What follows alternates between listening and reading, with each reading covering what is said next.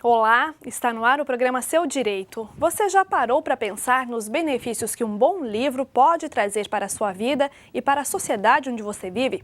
Após a invenção da escrita, o ser humano passou a apresentar um grande avanço intelectual. Por meio do livro, as pessoas compartilham descobertas, registram fatos, fazem análises de situações ou criam um mundo imaginário rico em ensinamentos e reflexões.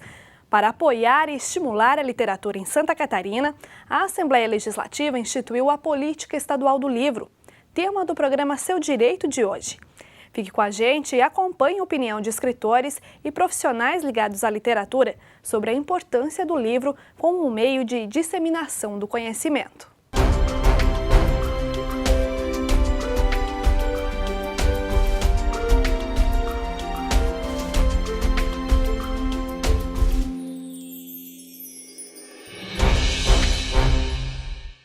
Em 2006, a Assembleia Legislativa de Santa Catarina instituiu a Política Estadual do Livro. Uma das propostas da iniciativa é dinamizar o uso do livro como meio principal e insubstituível da difusão da cultura e transmissão do conhecimento, do fomento à pesquisa, da conservação do patrimônio cultural do Estado, da transformação e aperfeiçoamento social e até da melhoria da qualidade de vida. A lei também sugere a criação de projetos de acesso ao livro e incentivo à leitura. Um deles é o Floripa Letrada, desenvolvido aqui na capital.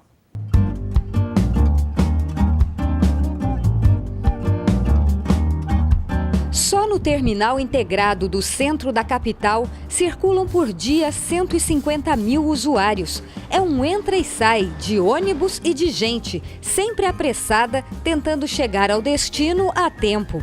Mas em meio a tanta correria, muitos decidem parar neste cantinho cheio de livros e viajar pelo mundo das letras. Entre o público estão passageiros e trabalhadores do terminal. Sempre que eu estou desocupado, eu procuro ler um pouco os livros que tem aqui. Você leva para casa, não? Frequentemente. O que você já leu aí? Eu já li mais literatura infantil, eu gosto de ler também as histórias e levo para minhas filhas ver também. É possível escolher um livro ou revista para ler aqui mesmo, nos minutos de espera, dentro do ônibus ou durante o trajeto. O projeto Floripa Letrada funciona neste e em outros 3 terminais de transporte coletivo da cidade. Nós temos vários depoimentos dentro da nossa ouvidoria e também aqui no terminal, de pessoas que tinham parado de ler, ou estavam aposentados ou em depressão e voltaram a dar um sentido na vida deles a partir dessa leitura gratuita que a gente está oferecendo, não é? Aqui no terminal. Como também pessoas coletam livros didáticos e paradidáticos para levar para os seus filhos. O trabalho da Rosânia começa nesta sala da Secretaria Municipal da Educação. Aqui ficam guardadas todas as doações feitas para o projeto. Diariamente, ela enche caixas de livros e distribui nos terminais de ônibus. Todas as tardes vem uma equipe do projeto Floripa Letrada com aproximadamente 18 caixas de livros, que é o equivalente a 3 carrinhos de supermercado grandes e cheios. Logo que as prateleiras são abastecidas, os usuários do terminal começam a vasculhar a estante em busca de novidades. Desde para concurso público, para história do Brasil, vale a pena. Quem quiser também pode levar o livro ou revista para ler em casa. É de graça, mas os organizadores do projeto pedem que o passageiro devolva a publicação mais tarde em alguma estante das plataformas. O professor Osvaldo é um adepto do projeto. Nos casos de ócio, a gente esperando e sair um lazer, é um passatempo. Eu acho muito bom. O Floripa Letrada é uma parceria entre a Secretaria Municipal de Educação e a Secretaria Municipal de Transportes, Mobilidade e Terminais e tem apoio de empresas da cidade. A intenção é incentivar o hábito da leitura, criar novos leitores e divulgar o trabalho de escritores. Na educação, a leitura é o ponto-chave, né?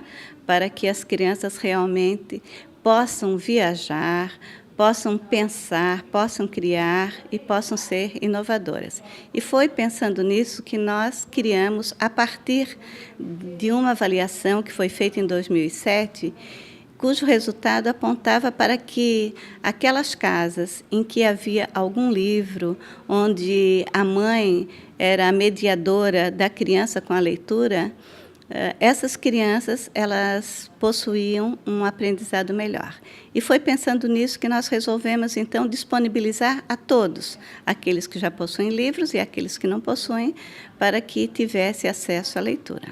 Programas de acesso ao livro e de incentivo à leitura, como o Floripa Letrada, estão previstos na Política Estadual do Livro, instituída em 2006 pela Assembleia Legislativa, por iniciativa do então deputado Celestino Seco. A lei sugere a adoção de diretrizes para a editoração, a distribuição, a aquisição pelo Estado e a difusão do livro em Santa Catarina. Um dos parágrafos do artigo 1º da Política Estadual do Livro prevê a instalação e ampliação no Estado e em parceria com os municípios de livrarias e de bibliotecas, que são um dos principais exemplos de democratização do acesso ao livro. A Biblioteca Pública do Estado é a maior de Santa Catarina. 3.000 usuários frequentam a biblioteca todos os meses e, de acordo com a Fundação Catarinense de Cultura, nem com a popularização da internet o público reduziu. O acervo é composto por mais de 115.000 volumes à disposição de quem está em busca de conhecimento. Por aquilo que ela oferece, por aquilo que ela oferta, por aquilo que ela possibilita termos conhecimento ou dar condições de se acessar a informação, é de caráter preponderante. No meu caso específico, que venho de uma família muito humilde, a minha formação, o reforço da minha escolaridade se deu por meio da biblioteca. Tão importante, tão relevante para a formação do indivíduo, para a formação de uma sociedade mais justa, mais inclusiva. Mas entre tantas publicações, o que escolher para a leitura?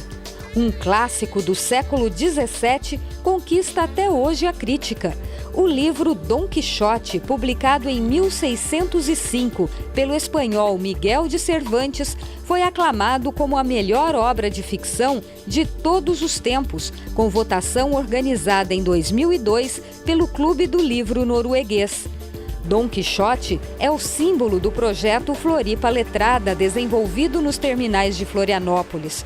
O personagem principal do livro imita os heróis dos romances de cavalaria que ele adora ler e, em companhia do fiel escudeiro Sancho Panza, viaja em busca de aventuras, motivado pelos livros. Quando nós pensamos em mostrar a leitura mais dinâmica e aquela leitura prazerosa e que faz com que a gente viaje em cima, junto com as palavras, né, apenas colocando os olhos, a mente e o coração no livro, nós pensamos então em Dom Quixote. Entre tantos ícones da literatura brasileira e mundial, as bibliotecas do Estado abrem espaço de destaque para os autores catarinenses.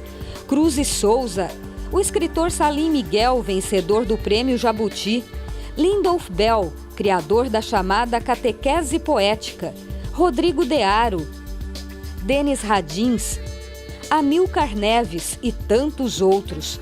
O advogado e jornalista Péricles Prade é um dos principais escritores catarinenses. Tem mais de 60 livros publicados. É autor de poesias, obras de ficção e ensaios. É considerado um dos principais autores da literatura fantástica no Brasil.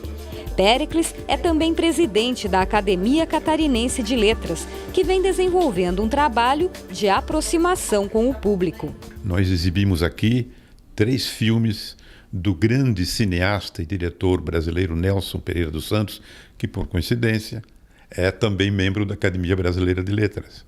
Ele se dedica a dirigir filmes com base em obras significativas da literatura brasileira. Eu exemplifico.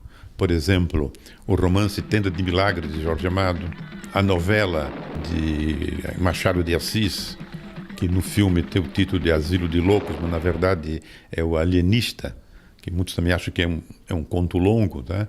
Depois tem as sequências de um livro maravilhoso de Graciliano Ramos, que se chama Vidas Secas. Nós exibimos aqui numa parceria com o FAM, Então nós estamos procurando agora essas parcerias, né? E para o expoente da literatura catarinense, quem é o melhor escritor brasileiro?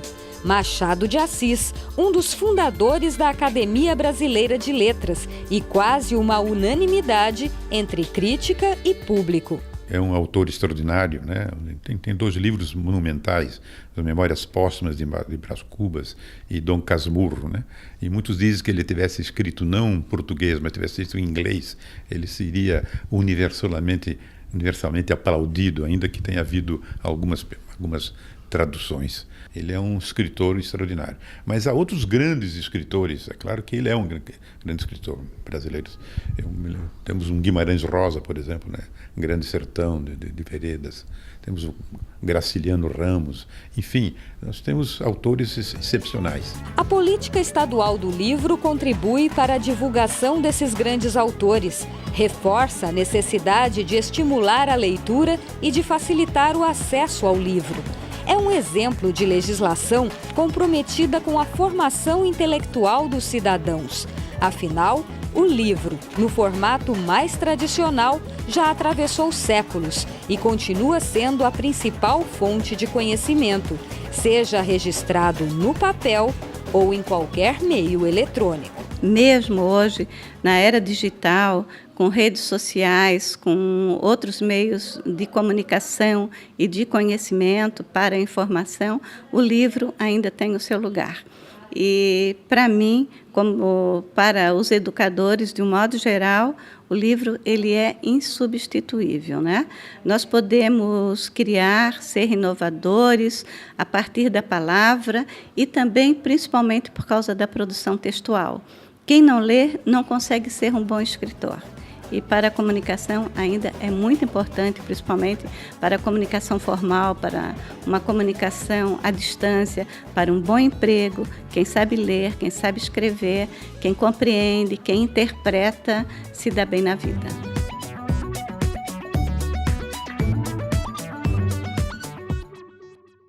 Não saia daí, depois do intervalo você vai conhecer o projeto Barca dos Livros, que usa formas criativas para estimular a leitura entre a população. E ainda, uma entrevista no estúdio com a professora de literatura Silvana Gili, uma apaixonada pelas letras. É daqui a pouco no programa Seu Direito.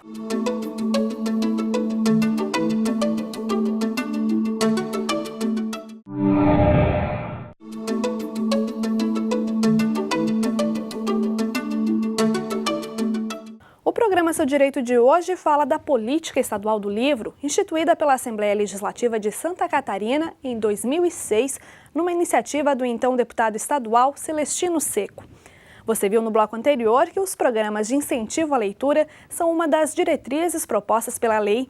Dentro deste contexto, você vai conhecer agora a Barca dos Livros, uma biblioteca diferente que estimula a formação de novos leitores usando muita criatividade. Este clube, instalado à margem da Lagoa da Conceição, em Florianópolis, abriu espaço para o incentivo à leitura. Aqui funciona a Barca dos Livros, uma biblioteca que está sempre muito movimentada. Quarta-feira, por exemplo, é dia de visita de estudantes. Até crianças que ainda nem sabem ler ou que acabaram de aprender passam parte do dia aqui e se encantam com as descobertas. Tem os de pesquisa e a gente aprende muita coisa neles, como é dentro dos bichos, das coisas. E esses de história, você gosta também? Sim, que daí a gente pode contar novas histórias para os amigos, para as pessoas. No começo do século XX, o escritor Monteiro Lobato foi um grande incentivador da leitura entre crianças e adolescentes. Criou o Sítio do Pica-Pau Amarelo, um mundo mágico que primeiro encantou leitores e depois conquistou o público da TV em várias adaptações.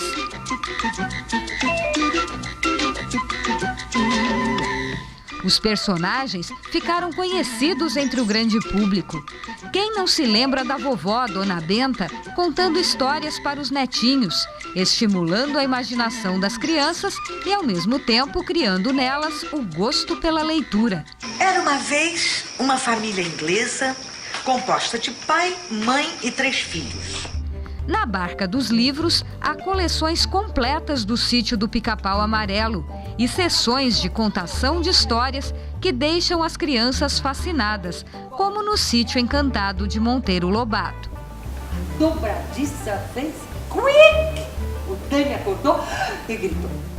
A proposta é atender a todos os leitores de qualquer idade, e principalmente crianças e jovens, na época melhor para a formação do gostar de ler, porque ninguém nasce gostando de ler. Gostar de ler se aprende, e se aprende lendo, se aprende frequentando bibliotecas. O objetivo maior é deixar o livro ao alcance do leitor e livros de qualidade. A Nadir é artista plástica e voluntária da biblioteca. Ela assumiu a missão de ensinar às crianças o valor de um bom livro. Hoje existem pesquisas até na área da neurobiologia em que se observa que é muito importante para o desenvolvimento cerebral e mental da criança, ela começar a ler muito cedo. As escolas promovem os passeios até a Barca dos Livros para ensinar às crianças que biblioteca também é diversão e que os livros são bons companheiros. Um projeto que começa dentro da sala de aula. Eu acho que esse incentivo é muito importante desde os primeiros anos, né, de vida da criança, por estar incentivando a leitura, os livros, o cuidado com o livro, né? Então, assim, acho que projetos pequenos dentro da escola já incentivam a criançada de hoje em dia, né, a gostar do livro. Todos os meses, a Barca dos Livros realiza uma série de atividades de estímulo à leitura. Além das visitas das crianças e da narração de histórias, há saraus, encontros com autores, recitais de poesia e oficinas, entre vários outros eventos. A intenção é formar novos leitores e ampliar o conhecimento e o aprendizado com base na leitura.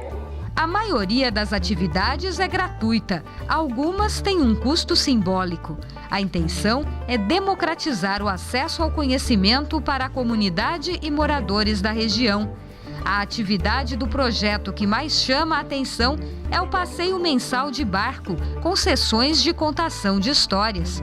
Desde a inauguração da biblioteca, já foram realizados 136 passeios. A costa da lagoa só se vai até lá de barco.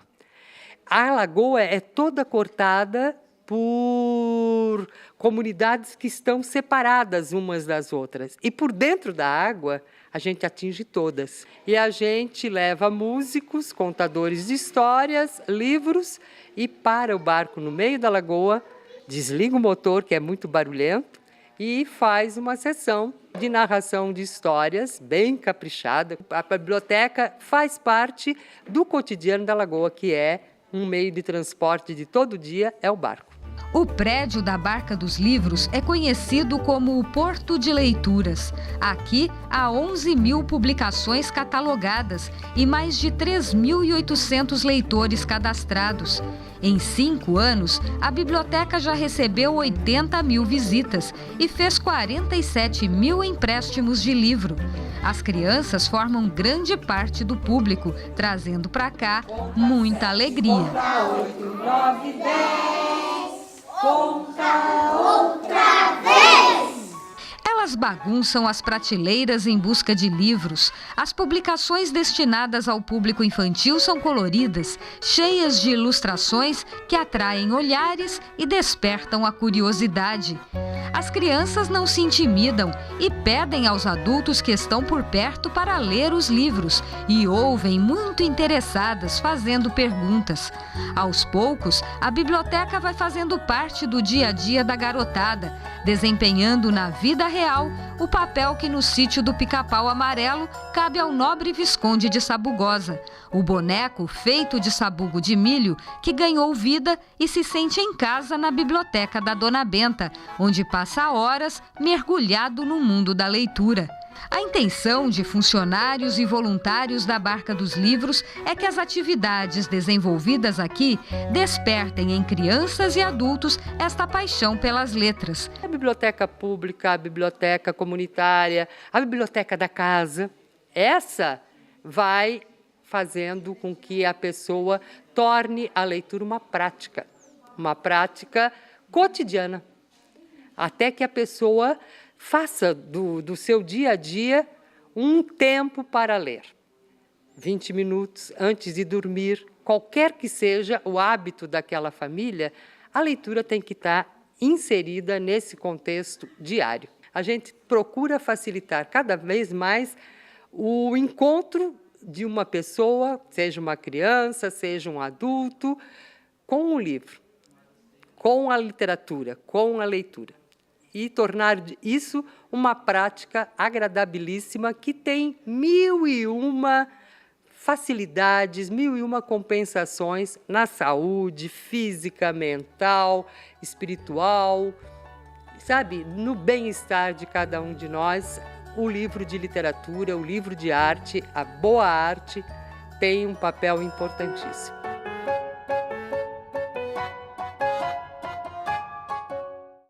E para falar sobre o mundo da literatura e dos livros, nós recebemos no estúdio a professora Silvana Gili, que é formada em letras. Ela também é voluntária da Barca dos Livros, que nós acabamos de conhecer na reportagem. Professora, muito obrigada pela sua participação no nosso programa. Obrigada a você pelo convite. Eu gostaria que a senhora começasse explicando para a gente qual é a importância da leitura e o que é a diferença, né, que ela provoca na vida de uma pessoa que é adepta à leitura. Eu acho que a leitura de literatura nos proporciona uma oportunidade de enxergar o mundo através do olhar de outros.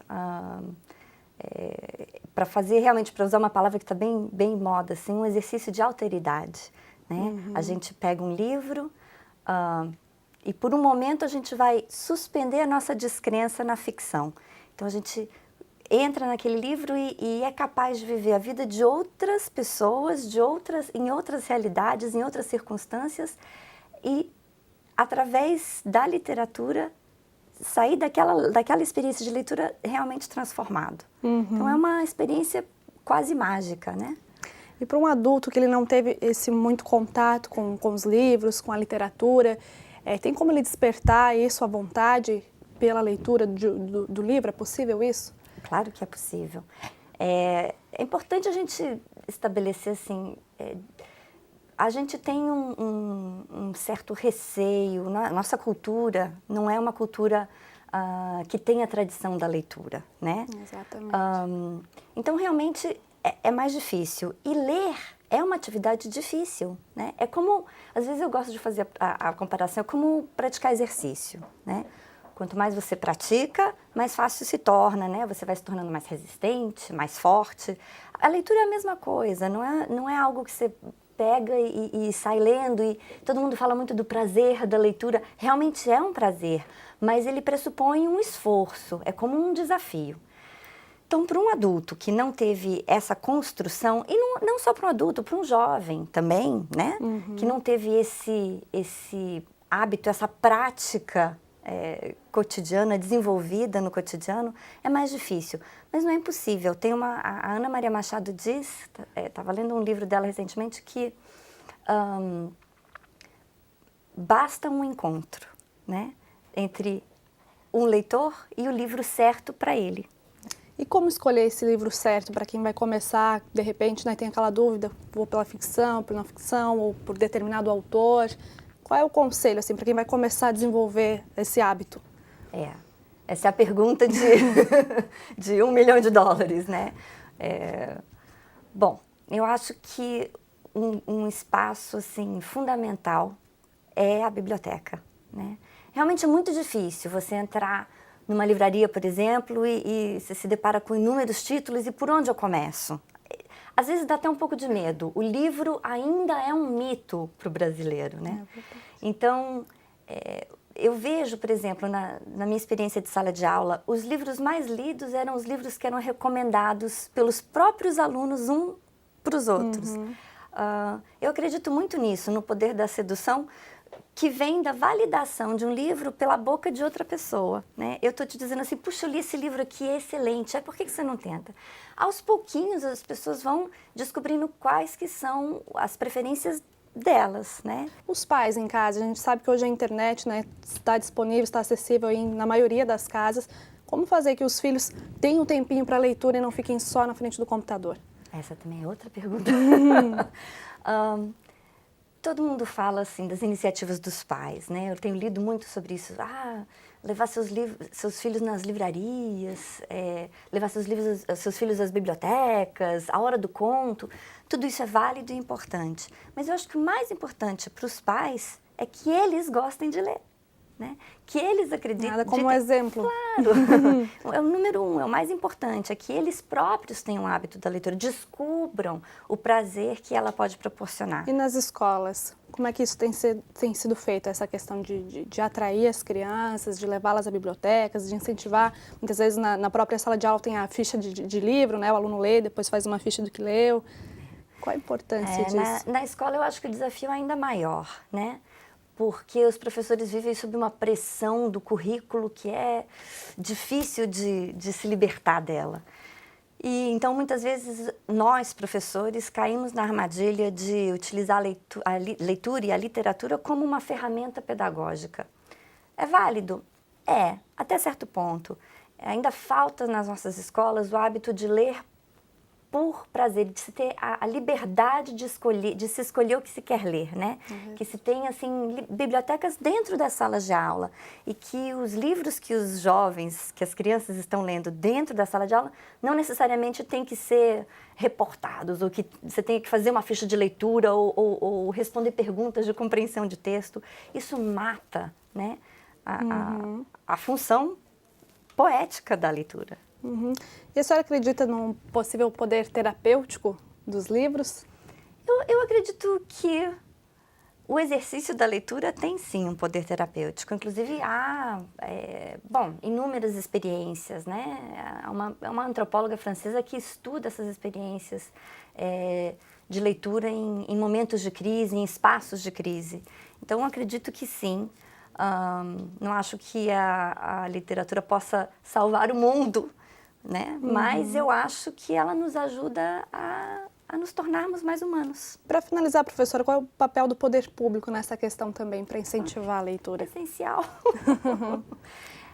Mais que tudo, por exemplo, falando dos professores, né? Garantir que eles tenham salários decentes, justos, que valorizem o esforço e o trabalho que eles fazem e que proporcionem experiências e vontade de formação, né? Os professores devem ser leitores, mas os governantes devem ser leitores, né? Como exemplo dos pais, mostrando para os filhos, mais do que ler para o filho, lê para você, acredita que isso é importante para você, para a sua própria vida, né?